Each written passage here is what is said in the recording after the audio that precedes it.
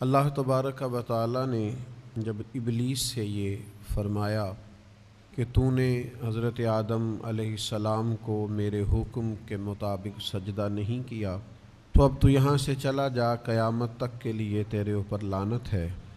تو شیطان کہنے لگا کہ مجھے مہلت دی جائے، تو اللہ تعالیٰ نے اسے ایک معینہ اور مقررہ وقت تک کے لیے مہلت دے دی۔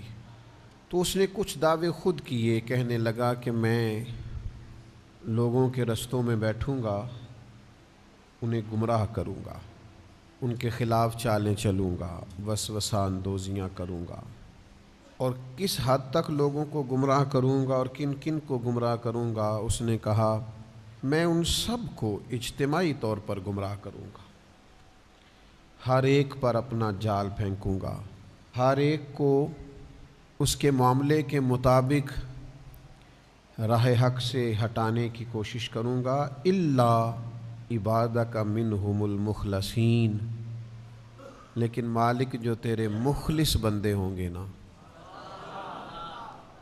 وہ میرے شر سے بچے رہیں گے۔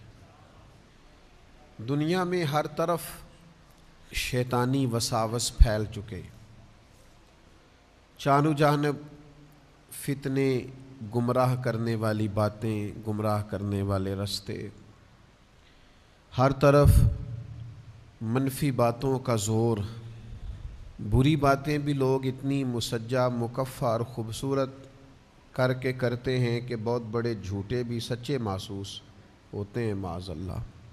بہت کم لوگ ہیں جو اس گمراہی سے بچتے ہیں۔ وہ کون ہیں؟ ان کی ایک ہی تعریف قرآن مجید نے بیان کی کہ وہ اللہ کے مخلص بندے۔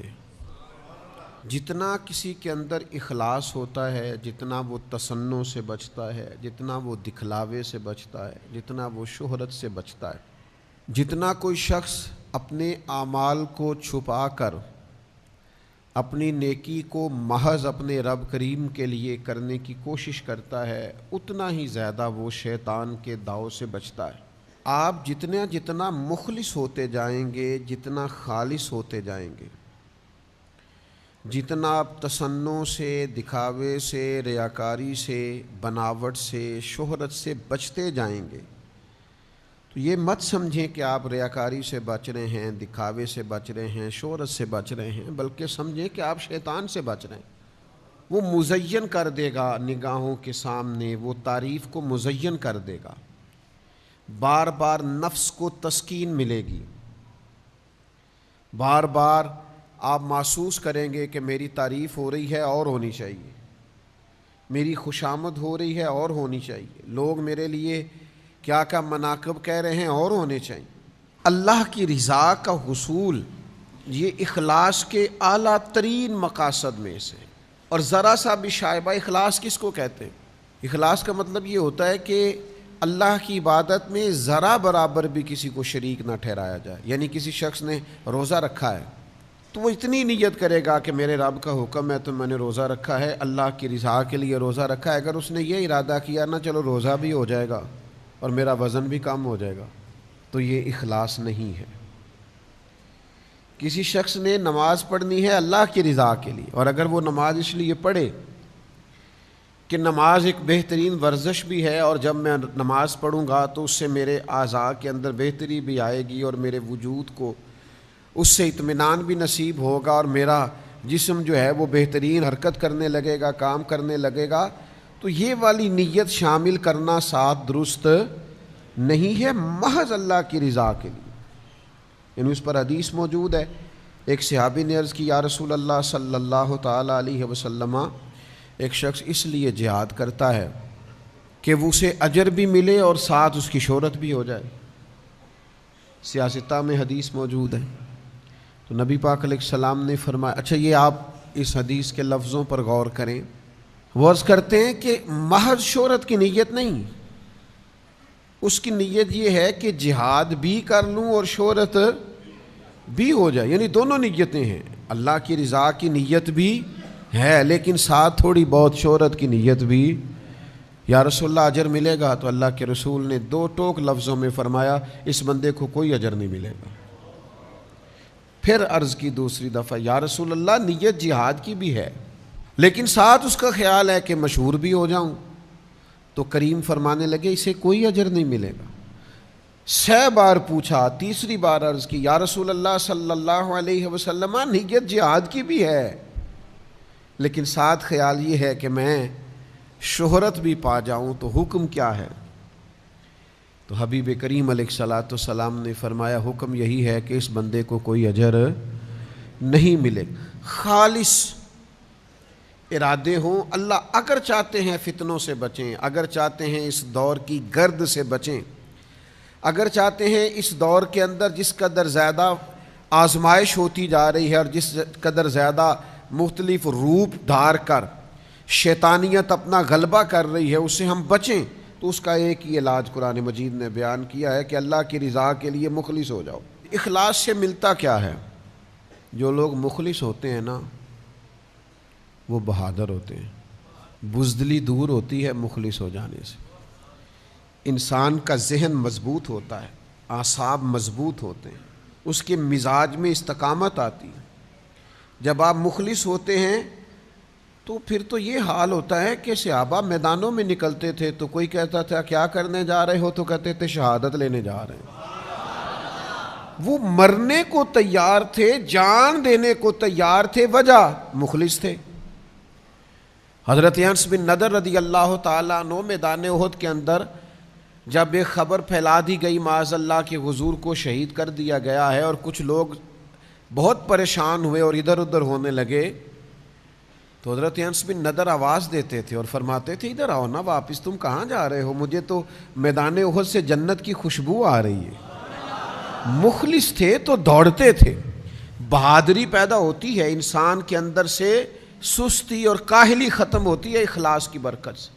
دوسری جو چیز اخلاص سے انسان کو ملتی ہے وہ یہ ہے کہ جو مخلص ہوتے ہیں نا ان کی اللہ مدد فرماتا ہے، انہیں تائید ایزوی حاصل ہوتی ہے، انہیں تائید باری تعالیٰ حاصل ہوتی ہے۔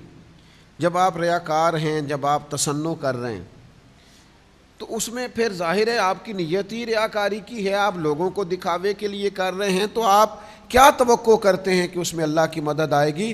لیکن جب کوئی کام آپ کرتے ہی رب کے لیے ہیں، اور علیم بذات الصدور، رب جانتا ہے کہ میرے لیے لگا ہوا ہے، تو پھر اللہ مدد بھی بڑی فرماتا ہے۔ پھر اللہ تبارک و تعالی اسے تائید غیبی سے نوازتا ہے، پھر آپ کو محسوس ہوتا ہے کہ سارے رستے کھلتے جا رہے ہیں، آسانیاں ہوتی جا رہی ہیں، آسودگی ملتی جا رہی ہے، بہت ساری مشکل ترین وادیاں بھی آرام سے سر ہوتی جا رہی ہیں۔ اور پھر تیسری چیز جو اخلاص سے پیدا ہوتی ہے نا وہ یہ ہے کہ جو مخلص لوگ ہوتے ہیں نا ان کے اندر محنت کا جذبہ ہوتا ہے۔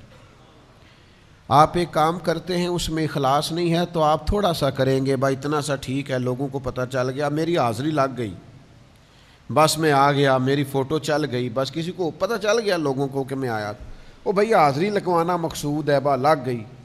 لیکن جب آپ مخلص ہوتے ہیں تو اب حاضریاں نہیں لگواتے، پھر آپ ڈیوٹیاں دیتے ہیں۔ جب آپ مخلص ہوتے ہیں تو پھر آپ صرف فوٹو میں نظر نہیں آتے، پھر صبح و شام تک اور شام سے صبح تک آپ کا رویہ یہ ہوتا ہے کہ کسی بھی طریقے سے میں بھلا کیا خدمات پیش کر سکتا ہوں، میں کس حد تک آگے بڑھ کے اپنے صلاحیتیں دین کے لیے وقف کر سکتا ہوں، پیش کر سکتا ہوں۔ پھر مقصود فقط یہ نہیں ہوتا۔ ایک دفعہ ایک جلوس نکلنا تھا کشمیر کے لیے، تو مذہبی سیاسی جماعتیں جمع تھیں، تو ان میں سے مجھے بھی ایک جگہ دعوت دے لی گئی، تو مجھے کہنے لگے کہ وہ ہم نے جلوس نکالنا ہے۔ تو میں نے کہا کیا مطلب جلوس نکالنا ہے؟ تو پھر اس میں نا ساتھ، ابھی وہ بہت پرانی بات ہے، ہم طالب علم تھے، تو اس میں یہ تھا کہ اخباری نمائندوں کو کسی طریقے سے بلائیں اور زیادہ سے زیادہ جمع کریں، رپورٹر۔ تو مجھے ایک بزرگ کی بات نہیں بھولتی، انہوں نے بڑی خاص بات کی، کہنے لگے اوہو میں تو جا رہا ہوں، میں سمجھا تھا تم اللہ کی رضا کے لیے جمع ہوئے ہو، لیکن جس قوم کا یہ حال ہو کہ وہ پہلے یہ دیکھے کہ کتنے کو نمائندے آئیں گے، کتنے کو خبر چلے گی، کہاں تک بات پہنچے گی، تو ان کا مشن تو کوئی نہ ہوا۔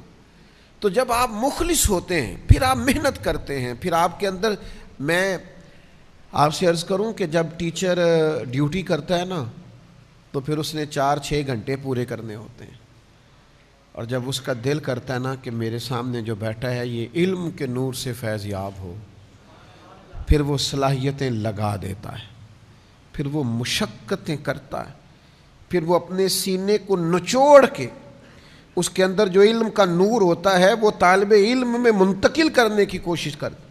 وہ 1 منٹ کے لیے بھی غیر نصابی کوئی بات نہیں کرتا۔ مخلص جو ہوا وہ جد و جہد کرتا ہے، کوشش کرتا ہے، محنت کا جذبہ پیدا کرتا ہے، اخلاص۔ چوتھی بات، جو ریاکار ہوتے ہیں نا اپنی نظروں میں گر جاتے ہیں، اور جو مخلص ہوتے ہیں ان کی اپنی نظر میں بھی اپنی بڑی عزت ہوتی ہے۔ اپنے آپ سے وہ دھوکہ نہیں کرتے۔ پتہ نہیں میں نے کتنی بڑی بات کی ہے، اللہ کرے آپ کو سمجھ آئی ہو۔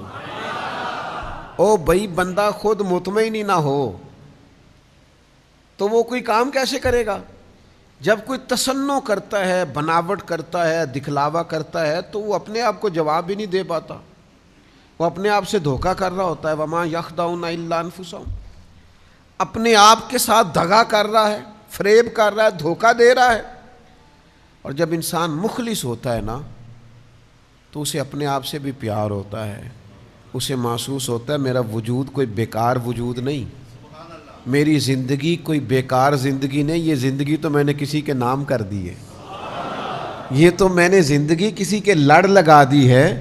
اسے اپنے آپ سے پیار ہونے لگتا ہے جب وہ مخلص ہوتا ہے، اپنی نظر میں اس کی عزت ہوتی ہے، اسے پھر اپنی صلاحیت سے پیار ہوتا ہے، وہ پھر ضمیر کا قیدی نہیں ہوتا، اسے پھر لگتا ہے کہ وہ میں کسی کام لگ گیا ہوں، کوئی ڈیوٹی اللہ نے مجھ سے لینی شروع کر دی۔ 5ویں بات، ریاکاری جھوٹ ہے، اخلاص سچ ہے۔ ریاکاری ناانصافی ہے، اخلاص انصاف ہے۔ ریاکاری چٹیل اور گمراہ کرنے والا رستہ ہے، اور اخلاص اعتدال کا رستہ ہے۔ وہ ایک خوبصورت راہ ہے، جس راہ پر انسان چلتا ہے تو رستہ بظاہر ٹوٹا پھوٹا بھی ہو لیکن اسے تھکاوٹ محسوس نہیں ہوتی، وہ چلتا چلا جاتا ہے۔ اخلاص نعمت ہے، سعادت ہے، عدل ہے، برکت ہے، ٹھنڈک ہے، نور ہے۔ رب رسول کی مدد کا نام اخلاص ہے۔ اور پھر 6ٹھی بات، ریاکاری نا بے چینی بڑی پیدا کرتی ہے۔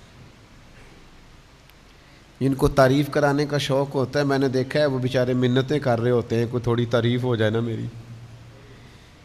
جن کو تعریفیں کرانے کا، خوش آمدیں سننے کا شوق ہو جاتا ہے نا، وہ بیچارے ہر وقت اپنے منہ سے کہتے رہتے ہیں شکر ہے جی اللہ کا، بڑا اللہ کا فضل ہے، کبھی جھوٹ نہیں بولا، بڑا شکر ہے جی فلانی ڈیوٹی بھی میں نے کی، فلانی مسجد بھی میں نے بنائی، فلاں کام میں میں شامل رہا، فلاں کو مشکل آ گئی تھی، میں بے چین ہی بڑا ہے، بتاتا پھرتا ہے، سناتا پھرتا ہے۔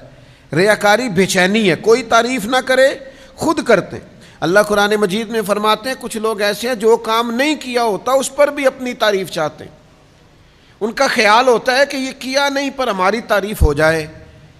ریاکاری بے چینی ہے اور اخلاص سکون ہے۔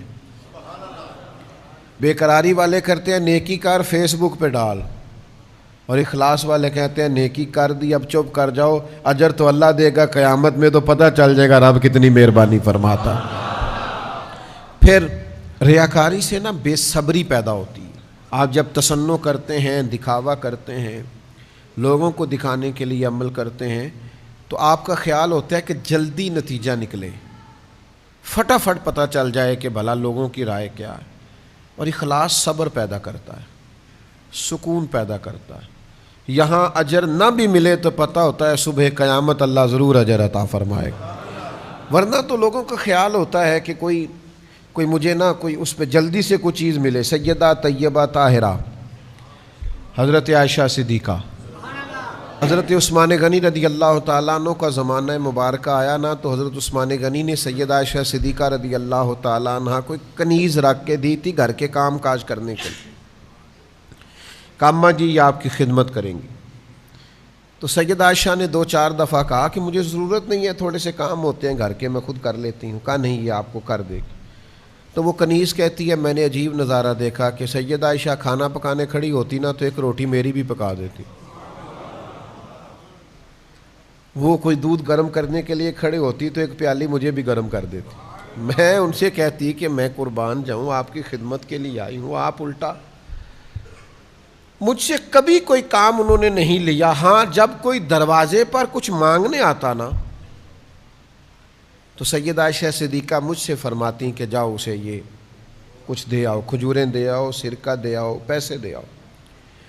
تو میں ان کی خدمت میں عرض کرتی کہ اماں جی یہ کام تو لوگ پہنچ کے کرتے ہیں بانٹنے والا، تو آپ باقی کے جو گھر کے اندر کے 4 دیواری کے کام ہیں وہ مجھے کرنے نہیں دیتی ہیں، اور یہ جو باہر کا کام ہے یہ آپ مجھ سے فرماتی ہیں تو دے آؤ. تو وجہ تو حضرت عائشہ صدیقہ رضی اللہ تعالیٰ عنہ فرماتی ہیں کہ جب بندہ کسی کو کچھ دیتا ہے تو وہ شکریہ بھی تو ادا کرتا ہے نا. تو میں چاہتی ہوں وہ شکریہ بھی تیرا ہی ادا کر جائے. میں نے جو بھی اجر لینا ہے محض اپنے رب کریم سے ہی لینا، وہ تیرا شکریہ ادا کر جائے، تجھے کہہ جے تو نے دیا ہے، اس کی نظر میں یہ ہو کہ یہ تو نے کیا ہے. کا اس طرح کا جب اعلیٰ ترین جذبہ پیدا ہوتا ہے تو مجھے بتائیے پھر کو بے صبری ہوتی ہے کہ تعریف ہو میری، پھر کو بے چینی دل میں پیدا ہوتی. آپ اطمینان قلبی اور سکون محسوس کرتے ہیں جب آپ کا اس طرح کا رویہ ہوتا ہے. یاد رکھیے گا کچھ چیزیں، بہت ساری چیزیں سامنے رکھ کے نچوڑ بیان کیا جاتا ہے. یہ آپ غور کریں کہ عرض کر رہا ہوں جب بندہ مخلص ہو جاتا ہے نا تو اس کے دل سے موت کا خوف نکل جاتا ہے. ڈرا ڈرا، سہما سہما، خوف زدہ، بیماری نہ آ جائے، گھر نہ ہو جائے، فلاں نہ ہو جائے، فلاں نہ چلا جائے. موت کا خوف مخلصین کے دلوں سے نکل جاتا ہے. یعنی ہر روز حضرت عمر دعا مانگتے تھے یا اللہ اپنے رستے میں شہادت کی موت عطا فرما. یعنی سیدنا خالد ابن ولید ساری زندگی ڈھونڈتے رہے کہ مجھے شہادت نصیب ہو جائے. حضرت سعد بن عبادہ رضی اللہ تعالیٰ عنہ، حضرت مقداد رضی اللہ تعالیٰ عنہ، حضرت عمار ابن یاسر رضی اللہ تعالیٰ عنہ شہادت کی آرزو مند تھے. یار کسی کا جان دینے کو بھی دل کرتا، یعنی میں مر ہی جاؤں، نہیں میری جان ہی چلی جائے. بچے بھی نظر آتے تھے، ان کو گھر بھی نظر آتا تھا، ان کو اپنے جائیدادیں، زمینیں، باغات بھی ان میں سے بہت سارے لوگ رکھتے تھے، پھر بھی دل کرتا تھا کہ جان پاویں نہ جان میرے محبوبہ، میں تے لگیاں توڑ نہ بھیساں، راہ تیرے وچ رول کے مرساں، تے قدم نہ پچھاں ہٹیساں، شہر تیرے دے ٹکڑے منگساں، تے تیرے کتیاں دے پیر چمیساں، تے آزم جان امانت تیری تو جدو منگ سیں میں پیش کرے ساں. مخلص بندے کا دل کرتا ہے مخلص کا کہ جان دے دوں. جب آپ مخلص ہی نہیں ہیں پھر تو زندگی سے پیار ہے، پھر تو مرنے سے خوف ہے، پھر تو ڈر لگ رہا ہے. تو اخلاص یہ ساری آسانیاں انسان کی زندگی میں لے آتا ہے. شرط یہ ہے کہ نماز پڑھے تو مخلص ہو کر، روزہ رکھے تو مخلص ہو کر، صدقہ دے تو مخلص ہو کر، کسی کے ساتھ تعلق بنائے تو مخلص ہو کر، کسی سے پیار کرے تو مخلص ہو کر، کسی سے ملنے جائے تو مخلص ہو کر، کسی کو گھر بلائے تو مخلص ہو کر، کسی سے لین دین کرے تو کوئی دنیاوی درمیان میں کسی قسم کا بھی. حضرت معاذ ابن جبل کہتے ہیں میں یمن جا رہا تھا اور یہ میری نبی پاک علیہ السلام سے وہ ملاقات تھی جو آخری تھی. کیونکہ جب میں واپس آیا تو حالت یہ تھی کہ سرکار کا وصال ظاہری ہو چکا تھا اور حضور نے مجھے کہہ کے بھیجا تھا، ارشاد فرمایا تھا کہ جب تو لوٹے گا تو میری قبر کے پاس سے گزرے گا. فرماتے میں جب جا رہا تھا تو میری آخری ملاقات تھی. اس وقت حضور نے مجھے جو نصیحتیں فرمائیں تو ایک نصیحت یہ فرمائی، مخلص ہو کر عمل کرنا. مخلص ہو کر کیا گیا تھوڑا عمل بھی اللہ کی بارگاہ میں زیادہ درجہ پا جایا کرتا. تسنو نہ ہو، ریاکاری نہ ہو، بناوٹ نہ ہو. میں اللہ کے گھر میں بیٹھا ہوں، مجھے اپنے مرشد سے محبت نہیں، عشق نہیں، میرے پاس کوئی لفظ ہی نہیں ہے جو میں ان کے بارے میں استعمال کروں، وہ میرے پاس جملہ ہی نہیں ہے جو میں کہہ سکوں، میں کیسے کسی کو بتاؤں کہ میں ان کے جو گلی سے گزرنے والے بچے تھے اور جوان تھے اور مسافر تھے وہ بھی بھلے لگتے تھے کہ محبوب کی گلی سے گزرتے. میں تو اس شخص کے بھی ہاتھ چوما کرتا تھا جو وہاں برچی خانے میں لنگر پکاتا تھا کہ یار تو قریب تو رہتا ہے نا، تو بار بار دیکھ جنہ نے دل بر جانی ڈٹھاؤ وکھیاں ہی تک لئیے. وہ کیا بتائیں کہ اندر کیا ہے، روح کیسے مچلتی ہے. زندگی بھر جرت نہیں ہوئی کبھی پاس بیٹھنے کی، ساتھ والی کرسی پہ براجمان ہونے کی، ساتھ ہو کے فوٹو کھنچوانے کی. پتہ نہیں کہاں سے جرتیں آئی ہیں لوگوں میں، کہاں سے مزاج بنے ہیں، یہ کون سا نیا رنگ دنیا میں آیا. میں ریاکاری نہیں کہہ رہا، لیکن خدا کے بندو میرے لیے اتنی لوگوں نے دعائیں کی ہیں، اتنی دعائیں کی ہیں کہ میں سوچ نہیں سکتا. مجھے کسی دوست نے ایک دفعہ پوچھا تھا زندگی میں کمایا کیا اور جمع کیا کیا، تو مجھے علامہ قمر الزمان اعظمی کی بات یاد آئی. وہ کہا کرتے ہیں ہم نے زندگی میں نا محبت کمائی ہے اور دعائیں جمع کر کے رکھی ہیں. محبت کمائی ہے اور دعائیں جمع کر کے رکھی ہوئی ہیں. اتنی ہیں اللہ کے فضل سے کہ کہیں مشکل آ جاتی ہے تو کوئی نہ کوئی دعا اٹھ کے سامنے آ جاتی ہے اور سارے مسئلے حل کر جاتی ہے. دعائیں محافظ بن کے، پہرے دار بن کے ساتھ رہتی. تو اخلاص، للہیت، پیار، خلوص، یہ آپ کو طاقتور کر دے گا. آپ کے اندر وہ خاص جذبہ پیدا ہو. یار آپ اس بات کو سمجھتے نہیں کہ فاروق اعظم چہرے پہ کپڑا ڈال کے کیوں گھومتے تھے مدینے کی گلیوں میں؟ کیوں؟ عمر کسی سے ڈرتے تھے؟ کوئی روک سکتا تھا جناب عمر کو؟ کپڑا اس لیے ڈال کے چلتے تھے کہ وہ دکھانا نہیں چاہتے تھے میں مدینے کی گلیوں میں حضور کی امت کا دھیان رکھنے کے لیے نکلا ہوں. وہ بتانا نہیں چاہتے تھے. وہ حضرت ابوبکر صدیق جس بوڑھی مائی کا گھر میں جا کے کام کر کے آتے تھے، اس کا تو بچہ ہی کوئی نہیں تھا، تو ووٹ کہاں سے ہونا تھا؟ اس کے تو گھر میں کھانے کو روٹی نہیں تھی، تو اس نے دینا کیا تھا؟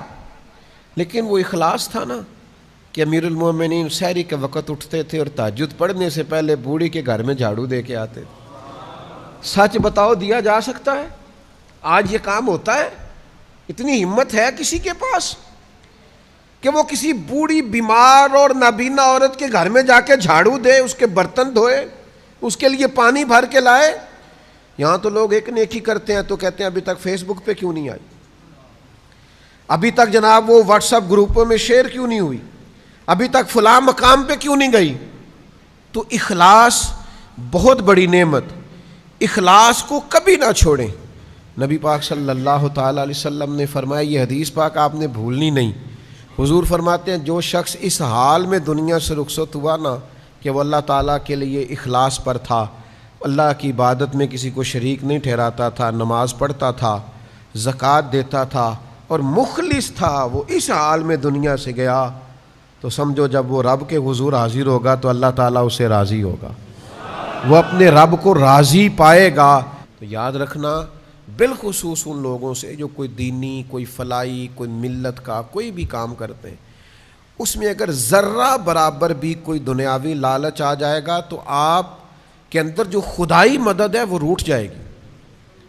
تو پھر آپ مقابلہ نہیں کر سکتے، پھر کام کو دوام نہیں ہوگا، پھر آپ آگے نہیں بڑھیں گے. اپنے آپ کو خود سے سنبھالنا پڑتا ہے، نیت کو بار بار وضو کرانا پڑتا ہے، اپنے ارادوں کو تازہ کرنا پڑتا ہے. بار بار یہ شیطان دھوکہ دے گا، بار بار نفس وسوسے ڈالے گا، بار بار اپنے آپ کو اخلاص کی بھٹی میں لائیں، بار بار اللہ کی رضا کی طرف سفر کریں. آج 2 رکعت نماز نفل پڑھیں اور اللہ کے حضور عرض کریں کہ مالک اگر پیچھے کوئی دکھاوا ہو گیا تو معاف کر دے، اور آئندہ کے لیے اخلاص کی دولت، اخلاص کی نعمت، اخلاص نصیب فرما. آپ مخلص ہونا تو مدد ایزوی آپ کے ساتھ ہوتی ہے. ایک بزرگ تھے، بہت بڑا ادارہ بنایا اور جلدی بنایا اور بہت بڑی تعداد تھی جس کو وہ سنبھالتے تھے. تو میں نے ان سے ایک دفعہ کہا کہ حضرت کو نسخہ ہی بتائیں یہ کام کیسے ہوتا ہے، تو رو پڑے. تو پنجابی میں کہنے لگے میرے کو قسم چکا لیا مینوں آپ بھی نہیں پتا، میرے کو حلف لے لیا مینوں نہیں پتا، بس ایک بات ضرور ہے کہ کوشش کرتا ہوں کوئی تصنع نہ آئے، کوئی ریاکاری نہ آئے، کوئی دکھاوا نہ آئے، باقی قسم چکا لیا پتا جے بندہ مخلص ہوئے تو رب پتہ ہی نہیں لگن دیندا۔ لیکن یہ اخلاص جو ہے نا، بات تو میری مکمل ہو گئی تھی، ایک شعر یاد آ گیا ہے۔ وہ ایک درویش نے لکھا تھا کہ اس سال میرے گاؤں کے میلے کی بھیڑ میں جو گم ہوا وہ ایک بھکارن کا لال تھا، ایک منگن والی دا پتر سی جیڑی بیچاری کسی دی مدد نال گزارا کر دی سی۔ وہ بھکارن کا لال میلے میں گم ہو گیا، کیوں کہ وہ میلے میں آوازیں دیتا تھا زور زور سے، ہے کوئی مخلص، مجھے ایک مخلص بندہ چاہیے، ایک مخلص بندے کا سوال ہے، ایک مخلص دوست کی ضرورت ہے، ایک مخلص ہمدرد کی ضرورت ہے۔ وہ پڑ جاتی ہے بھائی، کبھی کبھی مخلص، ایک مخلص کی لوڑ پڑ جاتی، ایک ہو بس، ایک مخلص کی۔ جس دور میں بچے بھی باپ کی عزت اس لیے کرتے ہوں الا ماشاءاللہ کہ باپ امیر ہے کہ نہیں، اس دور میں الا ماشاءاللہ سارے نہیں لیکن اکثر جگہوں پہ ایسا ہوتا ہے کہ ابا امیر ہے تو اس کی عزت بھی زیادہ ہے، اور اگر کچھ کر نہیں سکا تو کہنے تسی ساڈے لئی کیتا کی ہے۔ او بھائی، وہ بھکارن کا بچہ، غریبنی کا بچہ، شاعر کہتا وہ گلیوں میں شور ڈالتا تھا، ایک مخلص بندہ، ایک مخلص دوست، ایک مخلص سجن، بس زیادہ نہیں، ایک مل جائے۔ اس کی تڑپ دیکھو، وہ کہتا ہے اس سال میرے گاؤں کے میلے کی بھیڑ میں جو گم ہوا وہ ایک بھکارن کا لال تھا۔ اس درویش کو تلاش تھی متاع خلوص کی، مخلوق چپ رہی کہ یہ مشکل سوال تھا، مخلوق چپ رہی کہ یہ۔ میں آپ کو ایک بات بتاؤں اپنی، مجھ سے کچھ شخص پوچھے نا کہ آپ نے زندگی میں تھوڑا بہت جو کام کیا ہے، جو کامیابیاں کی ہیں، تو وجہ کیا ہے؟ تو میرے پاس ایک ہی جواب ہے، میرے دوست مخلص ہیں، بس اس کے علاوہ کچھ نہیں۔ میرے ساتھ والے مخلص ہیں، جن کو سجن مخلص مل جائیں ان کے پاس خزانے ہی خزانے ہیں، ان کے پاس خزانے دولتیں ہی دولتیں ہیں۔ جن کو لوگ مخلص مل گئے وہ بچ گئے، وہ تر گئے۔ اخلاص پیدا کریں، ہر طرف آپ کرم کی برکھا برستی دیکھیں گے۔